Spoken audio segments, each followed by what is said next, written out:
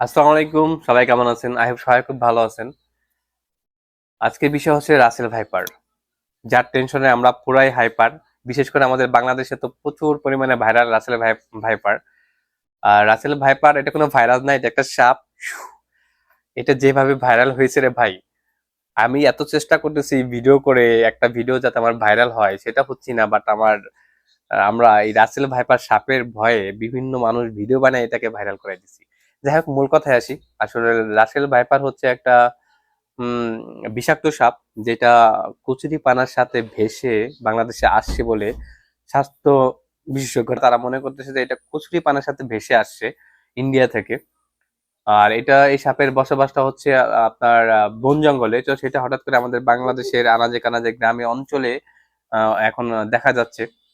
তো সবচেয়ে বড় ব্যাপার হচ্ছে কি, রাসেল ভাইপারকে দেখে ভয় পাওয়ার কিছু না। এটা অনেক বেশি বিষাক্ত কোনো সাপ না। আর এটা একদম নিরিবিলি শান্ত একটি সাপ। তো আসলে আপনাকে যেটা করতে হবে, যদি রাসেল ভাইপার কামড়ায় মেবি, তাহলে অবশ্যই আপনি সবার আগে যাবেন আপনার স্বাস্থ্য কেন্দ্রে। নো উজা। হ্যাঁ, উজার কাছে দৌড়াদৌড়ি করে আপনার জীবনকে আরো সহিংসতার মধ্যে ফেলে দিবেন না, কারণ আপনার যে কোনো ক্ষতি হতে পারে। আর সবচেয়ে বড় ব্যাপার হচ্ছে যে ওজা দিয়ে কিন্তু সব কাজ হয় না। ঝাড়পোছা বর্তমানে একদমই এটা আসলে বিশ্বাসযোগ্য না, যেহেতু এখন আমরা বিজ্ঞান বিশ্বাস করি, আধুনিক বিজ্ঞান বিশ্বাস করি। আর সাপেরও এখন ভ্যাকসিন আছে।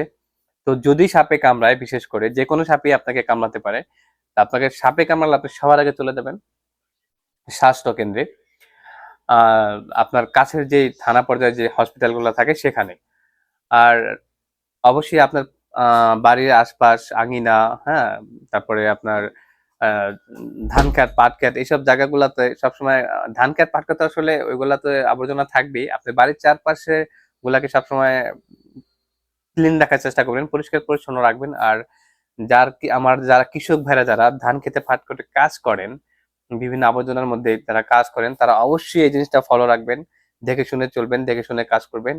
আর রাত্রে যারা চলাফেরা করে, এটা কিন্তু রোডেও পাওয়া যেতে পারে, রাস্তাঘাটেও আপনি দেখতে পারেন। হঠাৎ করে দেখা যায় হাঁটার পথে সাপের গায়ে পাড়া দিয়ে বসলেন, তখন আপনার একটা প্রবলেম হয়ে যেতে পারে। এই জন্য আপনি অবশ্যই সাবধানে চলাফেরা করবেন। আর রাতে চলার আগে হাতে টর্চ নিয়ে নেবেন।